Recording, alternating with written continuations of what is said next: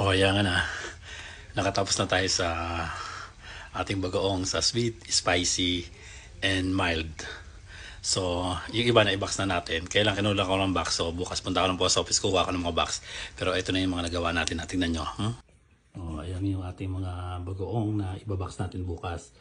Yung mga nakabox, nasa kotse na natin. Para hindi ko na isasampa bukas. Ngayon naman, dahil tapos na tayo sa bagoong, gumagawa naman tayo ng ubi halaya. Yung kalahati nito, ilalagay natin sa container dahil may mga orders din. Tapos yung kalahati, gagawa tayo ng ubi cream cheese na ilalagay naman natin sa mga jars na ibebenta natin as a spread or palaman.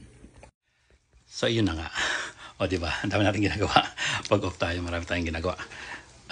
Ayun, tayo na nga ang nakuha ng mga restaurants dito, ng mga Pinoy restaurants and market na magsusupply ng bagaw sa kasi talagang wala silang makunan. May nakunan daw sila mahal.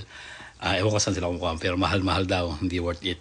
So sa akin na lang sila kukuha ng mga hilaw. So hindi ko na kailangan iluto. Ipe-ferment ko lang, tapos bebenta ko sa kanila. So okay na, di ba?